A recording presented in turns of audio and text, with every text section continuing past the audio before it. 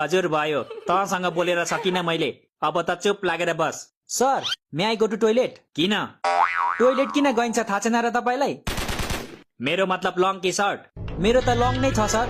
हजुरको चाहिँ लङ छ कि सर्ट? चुप लाग, जा छिटो जा। सर तपाईलाई एउटा कुरा सोध्छु, नरिसाउनु ल। ल सोध। तपाई कट्टु लाएर सुत्नुहुन्छ कि प्यान्ट लाएर सुत्नुहुन्छ सर? यो कस्तो वायत प्रश्न गर्दैछस् त? म कट्टु लाएर सुते नि प्यान्ट लाएर सुते नि, तँलाई किन चाहियो? भन्नु न सर, हामीले रुम ए र रुम बी सँग पापान्छेको बाजी राखेको छौं के।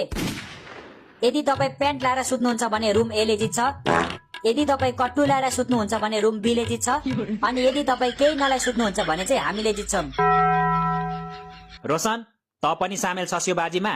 छैन सर छैन, तपाईको प्यारो विद्यार्थी सामेल छैन यसमा। गुड बोय, यस्तो हुनुपर्छ विद्यार्थी भनेको। तर तपाई रातभरि फोनमा बोल्नुहुन्छ भनेर चाहिँ यसले नै भनेको है हामीलाई। होइन सर होइन, मैले रातभरि बोल्नुहुन्छ भनेको छैन, मैले त 1-2 बजेसम्म मात्र बोल्नुहुन्छ भनेको थिएँ। देख्नु भयो त सर तपाईको प्यारो विद्यार्थीको असली रूप? खुब माया गर्नुहुन्थ्यो नि यसलाई, दियो होइन त घोप्टो पारेर।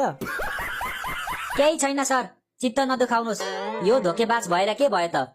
म छु नि तपाईको प्यारो स्टुडेन्ट। बकचोदी मत कर लौडे। के भनिस्? कसलाई धोकेबाज भनेको तैले? कसलाई? तलाई भनेको तलाई।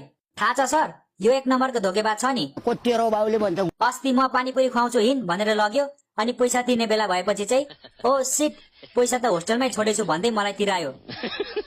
त्यो त केही होइन, यो कस्तो धोकेबाज छ भन्ने कुरा त इक्जाममा पो थाहा हुन्छ त।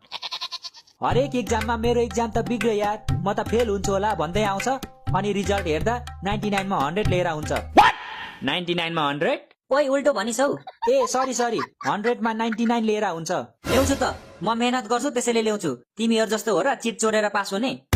चिट चोर्नु पनि एउटा कला हो बुझिस् भाइ, सबै मान्छेमा यो कला हुँदैन।